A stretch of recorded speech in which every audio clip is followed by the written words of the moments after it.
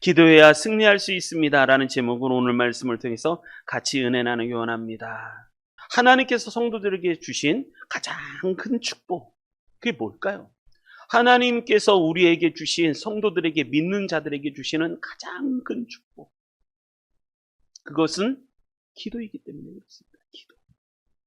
기도라고 하는 것은 무엇일까요? 기도는 하나님을 만나는 것이고, 하나님과의 깊은 은혜 가운데 들어가는 것이고, 하나님과 함께하는 것이 기도입니다.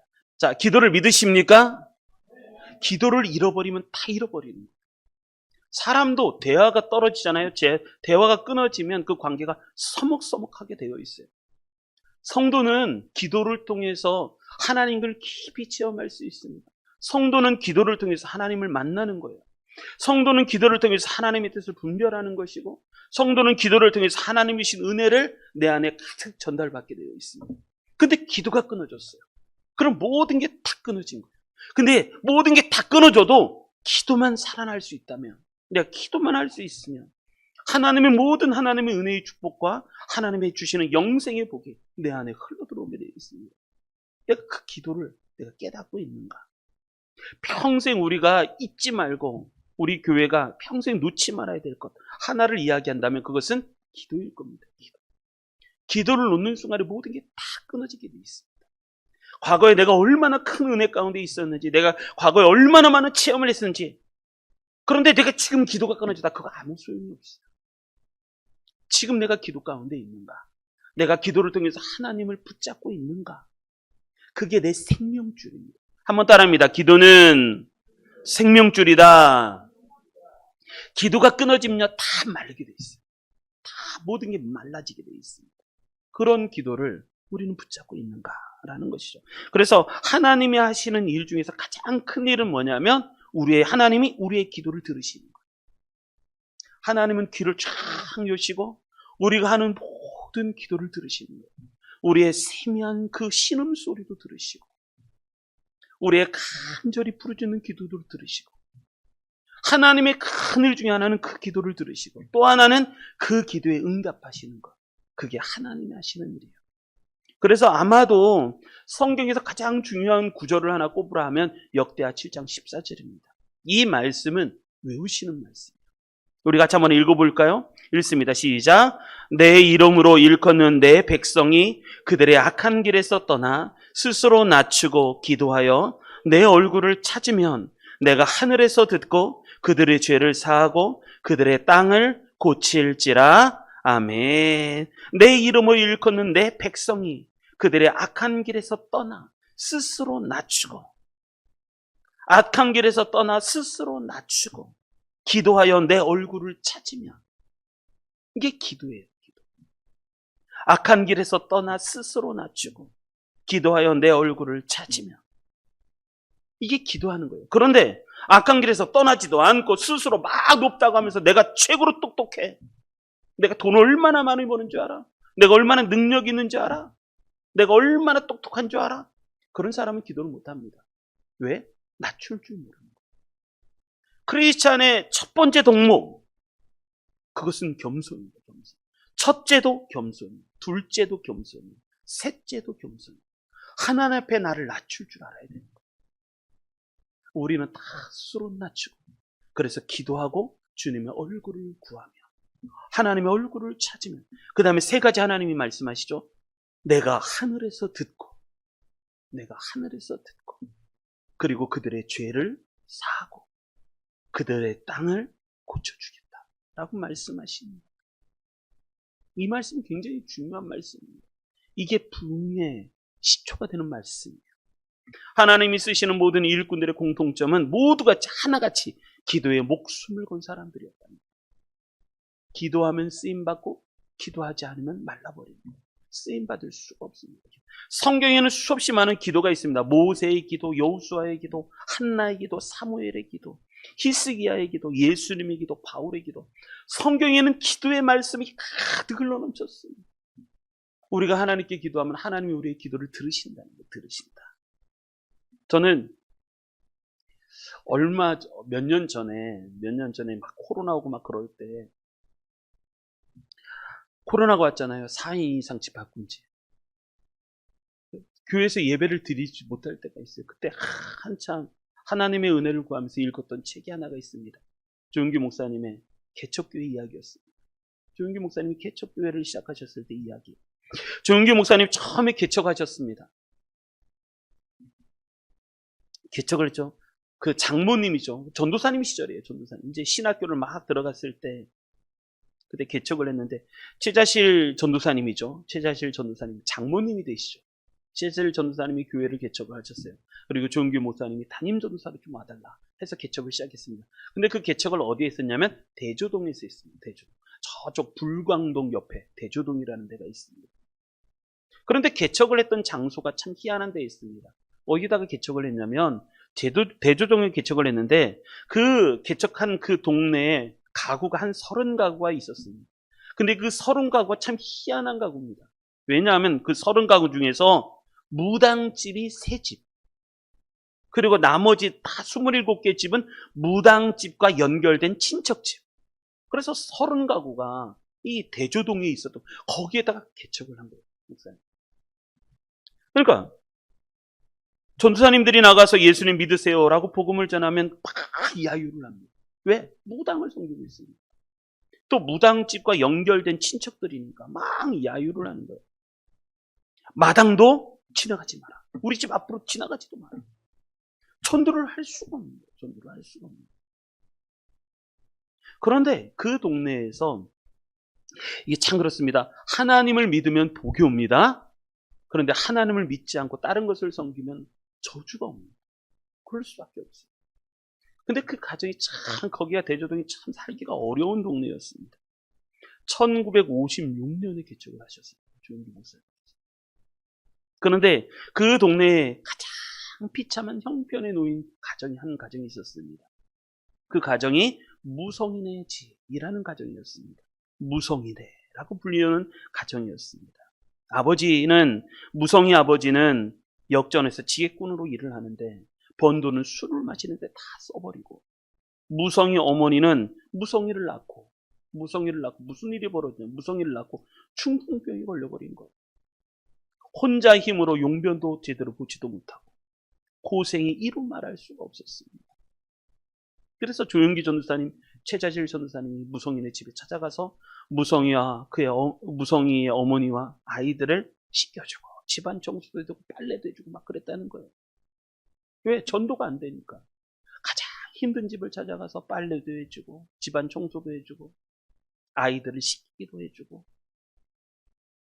그럼 어느 정도 집안 정돈이 끝나고 나면 함께 찬송을 하기 시작했다는 거예요.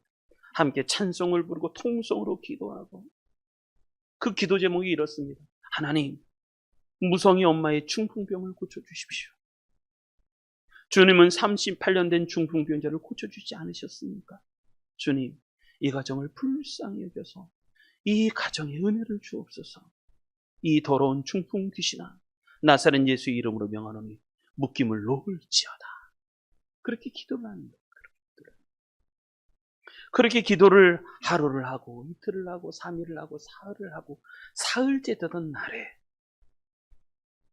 전사님 두 분이서 그 무성이의 집을 또 찾아갔습니다. 사흘째 되던 날에 무성이 아버지가 환한 미소로 술 마시고 맨날 깽판 치던 그 아버지가 환한 미소로 전도사님들을 맞이하는 거예요. 무슨 일이 벌어졌을까? 이 아버지가 술 마시고 맨날 깽판 치던 그 사람이 맞아주더라는 거예요. 맞아주더라는 거예요. 그러면서 환한 미소로 맞아주면서 이렇게 얘기하다는 거예요. 전도사님들 감사합니다. 내 아내가 중풍병자가 걸렸잖아요. 중풍병. 내 아내가 어제부터 이런 이야기를 하더라는 거예요. 왜냐하면 병이 걸리잖아요. 중풍병이 걸리고 이게 치료가 안 되고 가난하고 어떻게 방법이 없으면요, 마음이 나쁜 생각만 들어요. 나쁜 생각만 들어요. 그래서 맨날 나 죽을 거야 그러더니 사흘째 되던 날에 전도사님들이 와서 기도하고 빨래해주고 씻겨주고 또 기도해주고 통속으로 기도해주고 막 그러니까 사흘째 되던 날에 아내가 이런 얘기를 하더라고. 남편이 전해주는 거예요. 내 아내가 어제부터 이런 얘기를 하더라고요. 나는 안 죽어요. 그러더라는 거예요. 그러면서 그 남편의 마음속에도 그런 생각이 들었다는 거예요. 아내가 살겠구나. 하는 생각이 들더라는 거예요. 그랬더니 전도사님들이 하는 얘기가 죽기는 왜 죽습니까? 예수님께서 우리의 질병을 위하여 채찍이 맞으시고 십자가에 못 박혀 돌아가셨는데 염려하지 말고 믿기만 하십시오. 믿기만 하십시오. 믿기만 하십시오. 믿기만 하십시오. 무성의 어머니는 틀림없이 맞습니다. 자, 두 분 제 말을 따라 하십시오. 중풍병아 물러가라. 예수님이 내 병을 고쳐주셨다. 할렐루야. 그랬더니 따라하는 거예요. 중풍병아 물러가라. 예수님이 내 병을 고쳐주셨다. 할렐루야. 따라하는 거예요. 무성의 아버지, 무성의 엄마가 막 따라하는 거예요. 온 가족이 다 따라하는 거예요. 그리고 또 기도하기 시작합니다. 무성의 어머니의 팔다리를 주물르면서 기도합니다. 그런데 갑자기 무성의 어머니께서, 무성의 엄마가 큰 소리를 이렇게 얘기하더라는 거예요. 예수님, 할렐루야, 시원해요, 시원해요 하더라는 거예요. 팔다리를 주물르면서 기도했는데 그 엄마가 하는 얘기가 할렐루야, 예수님, 시원해요, 시원해요 그러라는 거예요. 발이 중풍병이 걸렸는데 그 발이 시원해지더라는 거예요. 시원해지더라는 거예요. 순간적으로 조용기 목사님, 전사님 있죠. 성령님이 역사하시기 시작하시구나. 그런 걸 껴서, 그런 걸 깨달아서 성경을 바로 펴고 성경의 야고보서 4장 7절 말씀을 선포하기 시작했습니다. 그런즉 너희 하나님께 복종할지어다. 마귀를 대적하라. 그리하면 너희를 피하리라.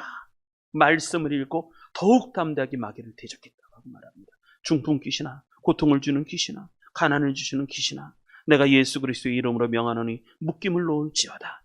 지금 이 시간 무성의 어머니의 몸에서 물러갈지어다. 온몸이 땀에 젖을 때까지 그렇게 기도했습니다. 그래서 방 안에 그 기도의 열기가 가득 찼더라는 거예요. 가득 찼더라. 그러더니 무성의 어머니의 몸이 진동하기 시작했어요. 진동. 그러더니 그 어머니가 몸이 막 떨리고 진동하더니 몸을 일으키시려고 하는 거예요. 갑자기 몸을 막 일으키시려고 하는 거예요. 그래서 벽을 잡고 다리에 힘을 주고 일어나기 시작하는 거예요. 그 일을 몇 차례 반복하면서 그러 막 일어나려고 할 때 또 전사님께서 머리에 손을 놓고 안수기도를 하시는 거예요. 방언으로 기도하고. 근데 갑자기 무성의 어머니가 입이 열리기 시작했어요. 입에 방언이 막 터지기 시작한 거예요. 무성의 어머니도 방언을 하기 시작한 거예요.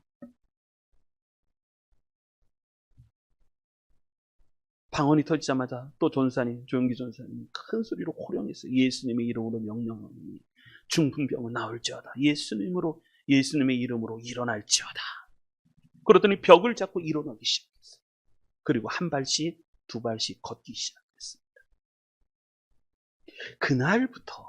그날부터 하루가 다르게 좋아지기 시작합니다. 보름이 지날 때쯤이었습니다. 무성의 어머니께서 혼자 힘으로 부엌에 나가 일을 하기 시작합니다. 그리고 얼마 후에 이 대조동, 이 빈민촌에 발칵 뒤집어진 거예요.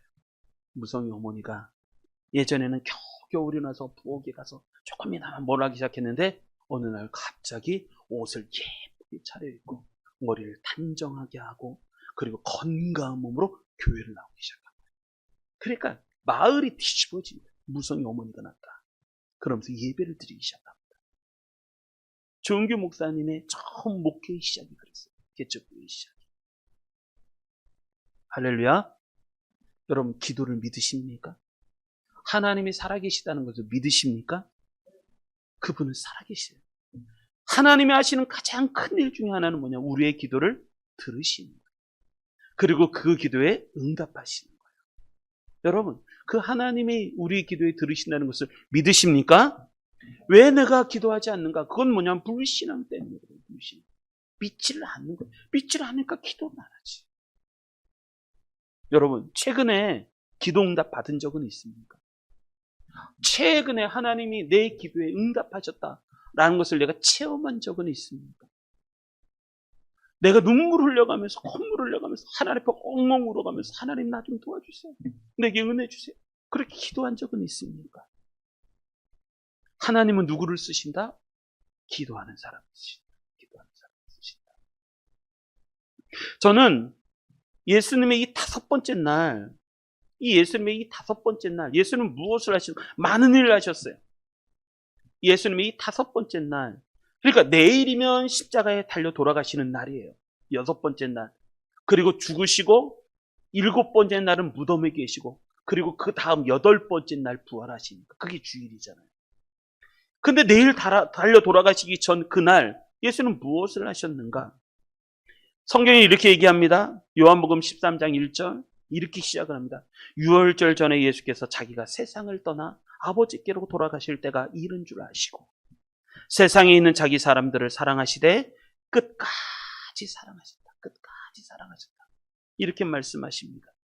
그래서 예수님의 마지막 이 5번째 날 잡히시기 전날에 예수님께서 그 제자들을 너무너무 사랑하셔서 세족식을 시작하십니다. 그래서 허리에 수건을 두르시고 발을 한 명씩 닦아주시는 거기에는 가룟 유다도 있었어요. 발을 다 닦아주시는 거예요. 그리고 마지막 제자들과 함께 성찬을 합니다. 그게 5번째 날이에요. 5번째 날. 성찬을 하면서 떡을 빵을 이렇게 찢으시면서 제자들에게 주시면서 받아 먹으라. 이것은 너희를 위하여 찢기는 내 살이. 이것을 먹을 때마다 나를 기념하라. 그리고 포도주 잔을 이렇게 따르면서 제자들에게 나눠주면서 받아 마시라. 이것은 너희를 위하여 흘리는 내 피, 곧 언약의 피. 이것을 마실 때마다 나를 기념하라. 그렇게 성찬식을 하십니다. 그리고 마지막 고별설교를 하십니다. 요한복음 13장, 14장, 15장, 16장, 17장 그 긴 장 동안 고별설교를 하십니다. 마지막 고별설교를 하시고 그리고 나서 가장 중요한 아마도 제가 볼 때 5째 날에서 가장 중요한 시간을 꼽으라고 말하면 저는 겟세마네 동산을 꼽을 것 같아요. 그리고 겟세마네 동산으로 갑니다. 거기에서 온 밤을 새워 기도하시고 그러니까 예수님은 십자가를 지시기 전에 무엇을 하셨는가? 기도하셨어요. 여러분 십자가 고난을 어떻게 이기는지 아십니까? 기도로 이깁니다. 기도하지 않으면 이길 수가 없어요. 좋은 일이든 나쁜 일이든 기도하지 않는데 어떻게 하나님이 은혜를 주시겠어요? 기도하지 않는데 어떻게 하나님의 축복을 주시겠어요? 그래서 저는 이 5째 날의 가장 큰 사건이 뭐냐? 그건 예수님의 겟세마네 동산의 기도. 그래서 십자가를 준비하시고 십자가. 알아요. 사랑도 하고 그리고 수없이 많은 말씀도 하시지만 그러나 십자가를 진다는 말은 그 일은 누구나 쉽게 할 수 있는 일이 아니에요. 그래서 예수님이 겟세마네 동산에서 기도하십니다. 힘을 다해서 기도하시죠. 여러분 세상의 모든 것이 그렇습니다. 하늘에서 내려와요.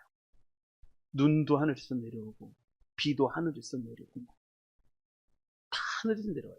그런데 땅에서 올라가는 게 있어요. 땅에서 올라가는 게 있어요. 그게 뭘까요? 땅에서 올라가는 거예요. 하늘로 올라가는 거예요. 그게 기도. 말씀도 하늘에서 내려와요. 목사님이 선포하시잖아요. 하나님의 말씀을. 이 말씀을 하나님의 말씀으로 듣죠. 할렐루야. 이 선포되는 말씀을 인간의 말로 들으시면 안 돼요. 하나님의 말씀으로 들으시기 바랍니다. 그러니까 목사가 함부로 설교할 수가 없는 거예요. 그리고 설교권은 함부로 누구에게 주지를 않아요. 왜? 하나님의 말씀을 대언하는 일이기 때문에. 이걸 누가 함부로 해요? 그리고 두렵고 떨림으로 이것을 안 할 수가 있을까요? 하나님의 말씀을 내가 대언하는데 목사가 가장 긴장하는 순간이 하나님의 말씀을 선포하는 시간이에요. 왜? 가장 중요하니까. 그런데 그것도 하늘에서 내려오는 거예요. 그런데 땅에서 올라가는 게 있어요. 그게 기도예요. 기도는요, 땅에서 하늘로 올라가서 하나님의 보좌에 닿는 거예요. 그게 기도인 거예요. 기도. 땅에서 그런 것도 있죠. 연기라는 게 있어요. 연기. 불을 떼면 연기가 막 올라가잖아요. 연기도 올라가잖아요. 그런데 성경은 그 연기를 어떻게 해석하냐면 이렇게 이 연기를 기도다라고 요한계시록에 해석해요. 향연이라고 해요. 기도의 향. 연기가 하늘로 쫙 올라가는 것을 보고 요한계시록이 뭐냐면 이것을 보고 뭐라고 하냐면 이것이 성도들의 기도다. 그러니까 땅에서 위로 하늘로 올라가는 것이 기도라는 거예요. 기도. 그러니까 하나님이 가장 큰 축복은 기도일 수밖에 없지. 기도를 놓지 마시기를 바랍니다. 기도를 놓으시면 안 되는 거예요. 가장 좋은 영적 습관 그건 뭐냐면 기도하는 거예요. 자, 그럼 우리가 살펴볼 말씀은 그렇습니다. 겟세마네 동산에서 예수님 어떤 기도를 하셨는가? 세 가지 간단하게 한번 살펴보겠습니다. 예수님이 겟세마네 동산에서 기도하신 그 기도 내용은 어떠한 모양, 어떤 특징을 갖고 있는가? 우리 말씀을 같이 보겠습니다. 자, 36절부터 39절 읽겠습니다. 36절부터 39절 읽습니다. 시작.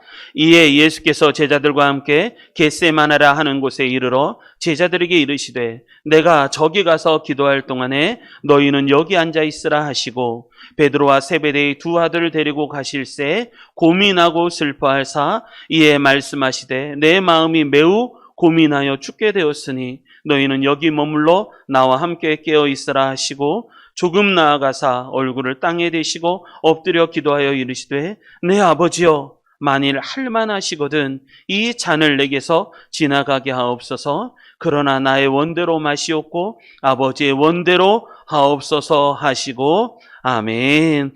겟세마네 동산에서 예수님의 기도의 세 가지 특 중에 첫 번째 그건 뭐냐면 예수님의 기도는요 고민하여 죽게 되었을 때 드린 기도라는 거예요.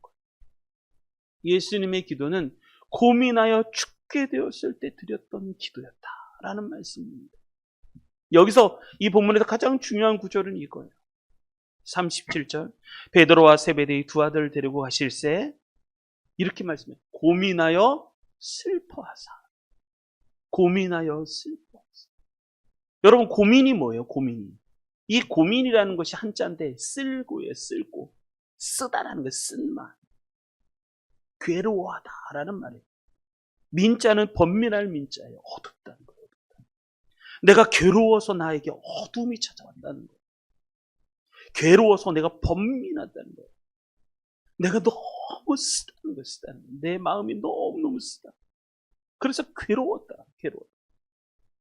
그래서 어둠이 찾아왔다. 그게 고민이에요. 고민. 그래서 고민되어서 뭐가 있냐면 슬픔이 찾아왔다는 거예요. 슬픔이 찾아왔다. 슬픔이 마음속에 막 밀려들었다는 거예요. 마음이 괴롭다는 거예요. 여러분, 우리는 고민하고 슬퍼하며 기도하십니까? 고민하고 슬퍼할 때 예수님처럼 기도하시기 바랍니다. 예수님이 그러시네요. 고민하였고 슬퍼하사.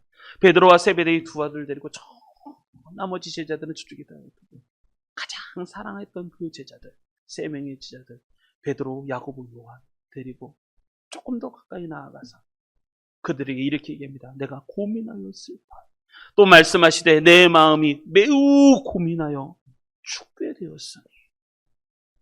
예수님이 제자들에게 이렇게 얘기하는 거예요. 내 마음이 고민되어서 그 고민이 너무 써서 내가 죽을 것 같다는 거예요. 죽게 되었다는 거예요. 죽게 되었다. 그래서 제자들에게 얘기합니다. 너희들 나를 위해서 기도하라. 나와 함께 기도해달라. 그렇게 말씀하시는 거죠. 그리고 39절 조금 나아가서 얼굴을 땅에 대시고 엎드려 기도하기 시작합니다. 얼굴을 땅에 대시고 엎드려 기도하기 시작합니다. 여러분, 이게 예수님의 기도였어요. 겟세마네 동산에서 예수님의 기도는 고민하여 죽을 것 같은 그럴 때에 드린 기도였다는 거예요. 그럴 때. 나는 이때 이렇게 이런 심령이 있었을 때, 내 이런 환경에 처했을 때 나는 기도해 본 적이 있는가? 나는 그렇게 기도해 본 적이 있는가? 나는 예수님처럼 이렇게 기도해 본 적이 있는가? 있었죠. 근데 그게 너무 오래되진 않았나요? 그 기도가 너무 오래돼서 난 기도를 다 잊어버리진 않았나요? 여러분, 우리는 그렇습니다. 기도하러 가려고 하면 기도하러 못 갈 이유가 한 5만 가지가 생각이 나요. 기도하러 가려고 하면 내가 기도하러 가야지. 내가 하나님께 기도하러 하나님 만나러 가야지. 그럼 가지 말아야 될 이유가 5만 가지가 생각난다니까요. 가지가 5만 개나 생각이 나는 거예요. 5만 개나 생각이 나요. 가지 못할 이유가. 그래서 기도 못하는 거예요. 어떤 제자들은 그렇습니다. 여기도 제자들은 기도만 하면 참여해요. 기도만 하면 참여해요. 왠지 아십니까? 기도는 영적 전쟁이기 때문에. 기도는 영적인 전쟁이기 때문에. 제자들이 이렇게 얘기하면 40절 제자들에게 오사 그 자는 것을 보시고 기도에 갔는데 겟세마네 동산에서 예수님이 지금 죽을 것 같았는데 그래서 기도하는데 지체들은 잠을 자는 거예요. 베드로에게 말씀하시되 너희가 나와 함께 한 시간도 이렇게 깨어있을 수 없더냐. 시험에 들지 않게 깨어 기도하라. 마음에는 원이로되 육신이 약하도다. 자꾸 육신에게 진가하는 거예요. 육신에게 진가. 여러분, 기도를 잃어버리면요, 뭐가 찾아온다? 시험이 찾아온다. 시험. 내게 왜 시험이 찾아올까요? 내 왜 마음이 무너지고 인생이 무너지고 내 심령이 믿음이 왜 무너질까요? 기도할 때 자니까. 기도해야 할 때 잠을 자는 거예요. 깨어있지 않은 거예요. 그러니까 심령이 무너지죠. 이게 영적인 전쟁입니다. 기도에 지면 뭐가 찾아오고? 시험이 찾아오고. 기도에 이기면 뭐를 이기고? 시험을 이기고. 다시. 할렐루야. 집중. 이게 정말 중요해요. 기도에 지면 뭐가 찾아오고? 시험이 찾아오고. 기도에 이기면 뭐를 이기고? 시험을 이기는 거예요. 기도에 승리하면 시험을 이긴다는 얘기면 환경에 승리하고, 기도 안 하면 환경이 지고.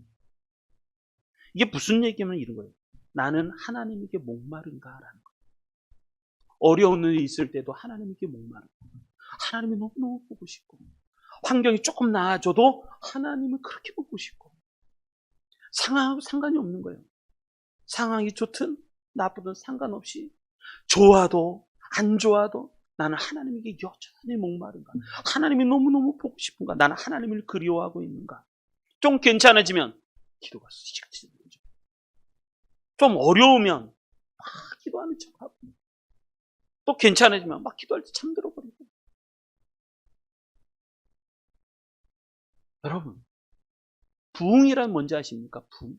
우리가 이제 주일날 기도를 부흥을 위한 기도로 바꿨는데, 기도는, 부흥이라는 건 뭐냐? 잠든 영혼이 깨어나는 게 부흥.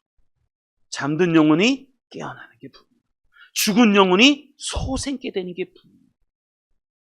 목마르지 않은 자가 잠든 영혼이 하나님을 지에 갈망하는 게 부흥인 거예요. 갈망하는 게. 어린아이가 엄마를 찾듯이 나는 하나님을 그렇게 찾고 있는가? 사슴문이 신의 문을 찾기에 갈급함 같이 내 영혼이 하나님을 그렇게 찾고 있는가? 파수꾼이 아침을 기다림보다 더 하나님을 기다리고 있는가? 여러분, 내 영혼을 깨우시기 바랍니다.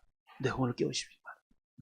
예수님처럼 기도로 승리하시기를 주님의 이름으로 축복합니다. 자, 그리고 그 다음에 39절로부터 42절 읽겠습니다. 시작. 조금 나아가사 얼굴을 땅에 대시고 엎드려 기도하여 이르시되 내 아버지여, 만일 할만하시거든 이 잔을 내게서 지나가게 하옵소서. 그러나 나의 원대로 마시옵고 아버지의 원대로 하옵소서 하시고, 제자들에게 오사 그 자는 것을 보시고 베드로에게 말씀하시되 너희가 나와 함께 한 시간도 이렇게 깨어 있을 수 없더냐? 시험에 들지 않게 깨어 기도하라. 마음에는 원이로되 육신이 약하도다 하시고, 다시 두 번째 나아가 기도하여 이르시되 내 아버지여, 만일 내가 마시지 않고는 잔이 내게서 지나갈 수 없거든 아버지의 원대로 되기를 원하나이다 하시고, 다시 오사 보신즉 그들이 자니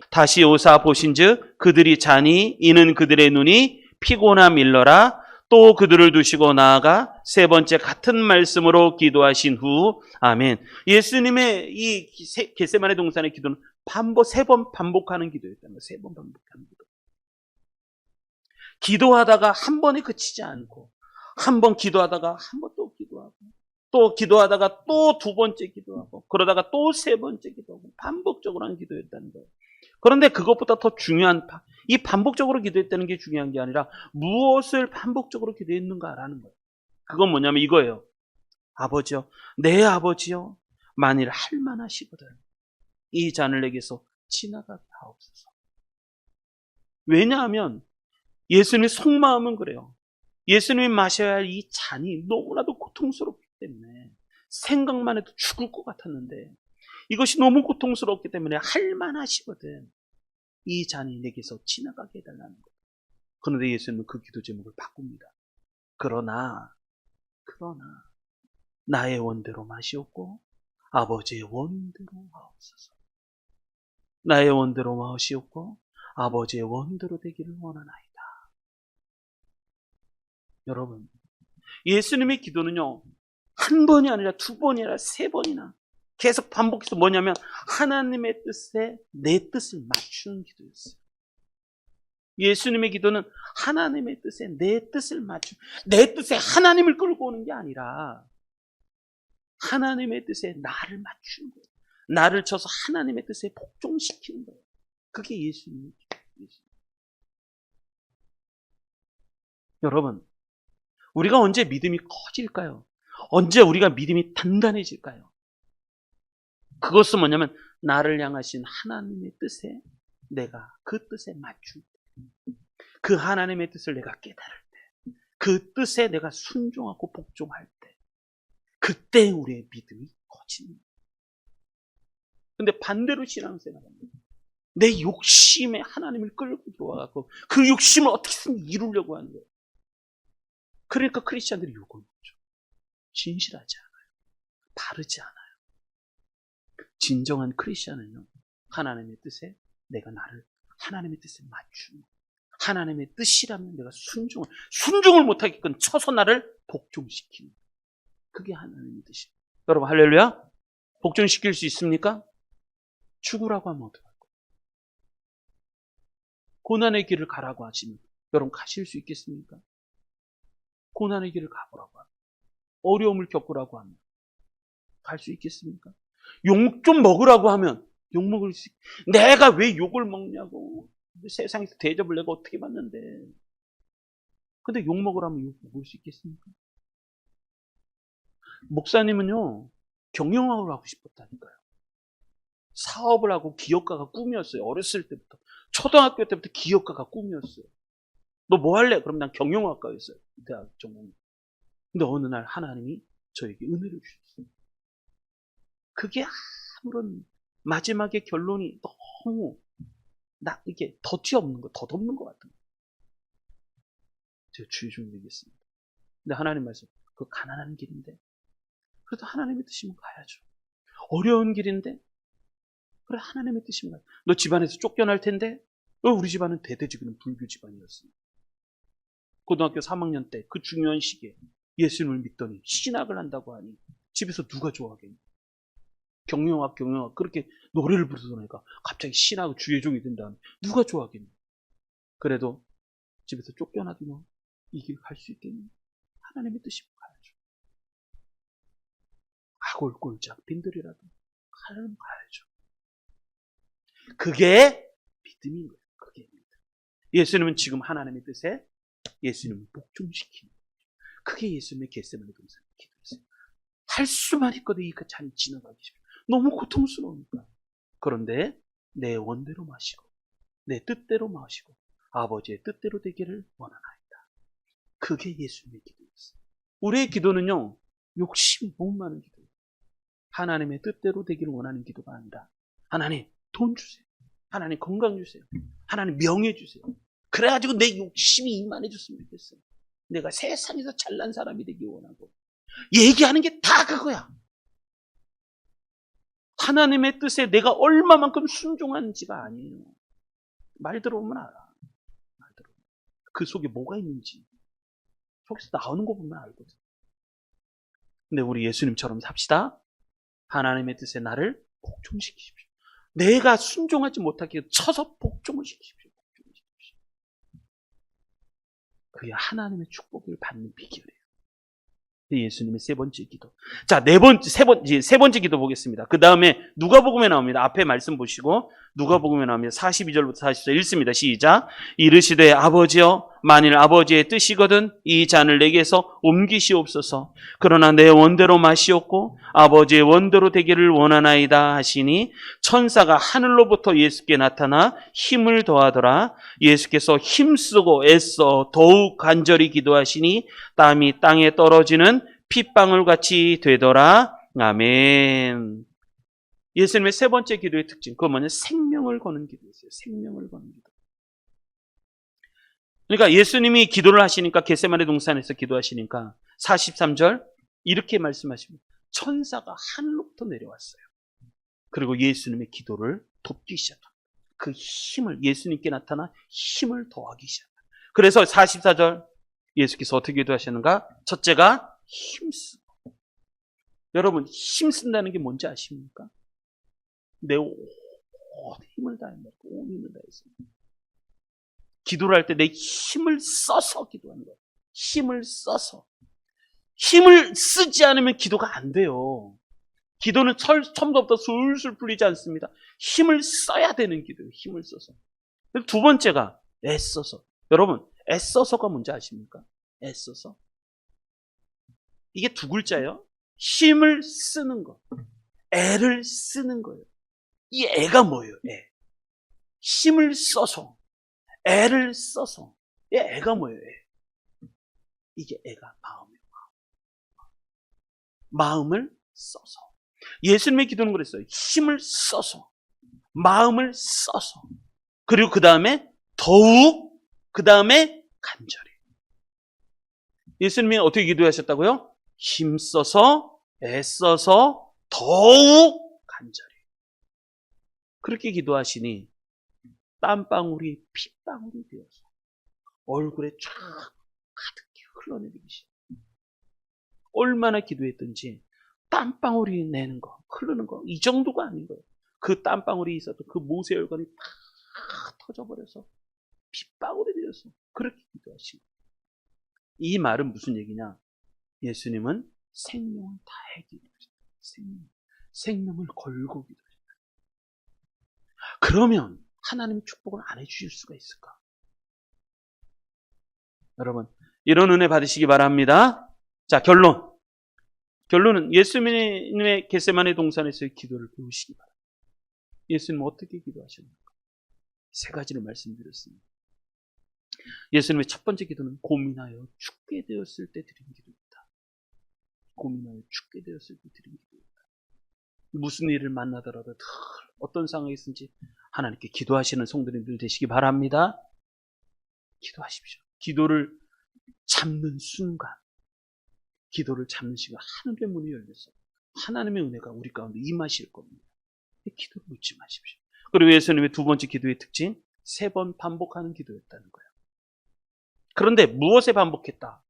하나님의 뜻에 나를 복종시키는 기도였다. 그것도 계속해서 3번이나 반복해서 복종시키는 기도였다. 그리고 세 번째 예수님의 기도의 특징은 생명을 거는 기도였다. 생명을 거는 기도. 힘써서, 애써서, 더욱 간절히 땀방울이 핏방울이 되고 그렇게 기도하셨다. 여러분, 기도를 놓지 마시기 바랍니다. 예수님은 5번째 날 어떻게 보내셨는가? 가장 중요한 클라이마스, 겟세마네 동산에서 기도하셨다. 그 기도를 할 때 십자가를 승리할 수 있어요. 기도를 하면 이기고, 한번 따라합니다. 기도를 하면 이기고, 기도할 때 자면 진다. 기도하면 이기고, 기도할 때 자면 지는 거예요. 자, 이번 주간 어떻게 보내야 될 것인가? 기도하시기 바랍니다. 기도로 이겨나가시길 바랍니다. 잠들면 안 돼요. 겟세마네 동산에서의 기도를 절대 잊어버리지 마시고 잘 승리하시기를 주님의 이름으로 축원합니다.